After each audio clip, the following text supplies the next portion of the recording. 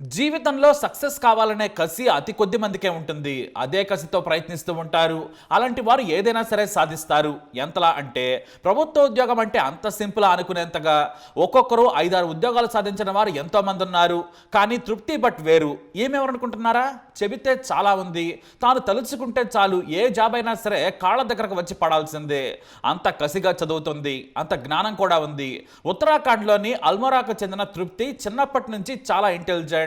తల్లిదండ్రులు ఇద్దరు టీచర్లు. వారి వల్లనేనేమో నలుగురిలో పెద్దైన తృప్తి చదువులో టాపర్.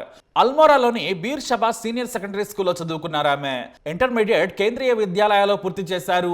పంత్నగర్ యూనివర్సిటీ నుంచి ఇంజనీరింగ్ పూర్తి చేశారు. అయితే ముందు నుంచి ఓ జాబ్ చేయాలనుకున్నారు ఆమె.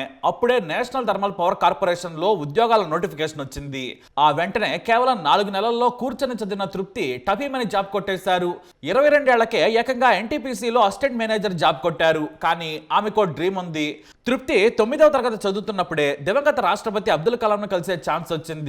అప్పుడే మీరేం చేస్తారని అడిగితే అందరూ ఒక్కొక్కటి చెప్పారు. కానీ తృప్తి మాత్రం నేను ఐపీఎస్ గా మారి దేశానికి సేవ చేస్తాను, మహిళలకు రక్షణ కల్పిస్తాను, అవకాశం వస్తే సరిహద్దుల్లో కూడా పనిచేస్తాను, ఈ జీవితం దేశానికి అంకితమిస్తానని చెప్పింది తృప్తి.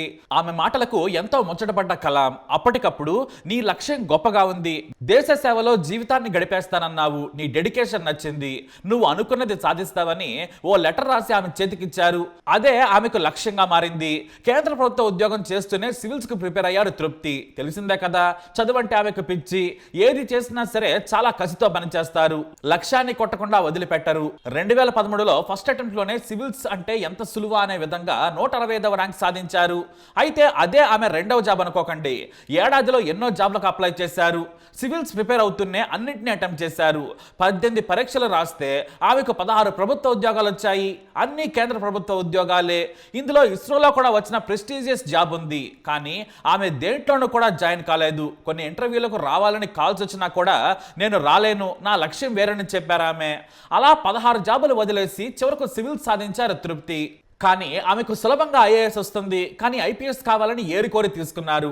ఒక్కొక్కరు ఐఏఎస్ జాబ్ కోసం ఐపీఎస్లు కూడా కష్టపడి పనిచేస్తుండడం మనం చూస్తూ ఉంటాం. కానీ ఐఏఎస్ వచ్చినా తీసుకోకుండా ఐపీఎస్ ఎంచుకున్నారు తృప్తి. ఇక ట్రైనింగ్ పూర్తయిన తర్వాత డెహ్రూన్ ఎస్పీగా పనిచేశారు. ఆ తర్వాత చమోలీలో కూడా ఎస్పీగా పనిచేశారు తృప్తి. Commander of the state disaster response fund లో బాధ్యతలు నిర్వహించిన తృప్తి ఒక్కో మెట్టు ఎక్కుతున్నారు. ఇప్పుడు ఇంటెలిజెన్స్ అండ్ సెక్యూరిటీ వింగ్ లో ఎస్పీగా పనిచేస్తున్నారు. అయితే చదువుల తల్లి మాత్రమే కాదు, ఆటల్లోనూ తృప్తి టాపర్. ఎన్నో గోల్డ్ మెడల్స్ సాధించారు. జాతీయ స్థాయి బ్యాడ్మింటన్ క్రీడాకారిణిగా కూడా మన్ననలు అందుకున్నారు. బంగారు పథకాలు కూడా సాధించారు. కరాటే, తైక్వాండో రోజు ప్రాక్టీస్ చేస్తారు తృప్తి. అయితే ఎన్ని సాధించినా ఎస్పీగా నాకు సేవ చేయడమే అత్యంత తృప్తినిచ్చే పనంటారా ఆమె. అలా సులువుగా ఉద్యోగాలు సాధించిన తృప్తి ఎంతో మందికి ప్రేరణ. ఇష్టంతో కష్టపడి చదివితే ఈ ఉద్యోగాలు అనేవి మన కాళ్ళ దగ్గరకు నడుచుకుంటూ వస్తాయని నిరూపించారు తృప్తి.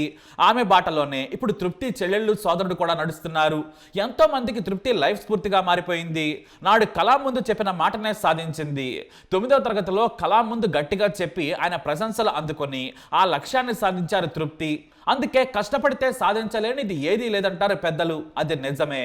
మరి 18 పరీక్షలు రాస్తే 16 ఉద్యోగాలు వచ్చాయి. తప్పకుండా ఈమె మీ పిల్లలకు స్ఫూర్తిగా ఉండాలి. మరి మీరేమంటారు? మీ అభిప్రాయాన్ని కమెంట్ ద్వారా తెలియజేయండి. వీడియోని లైక్ చేయండి, షేర్ చేయండి, మా ఛానల్ని సబ్స్క్రైబ్ చేసుకోండి.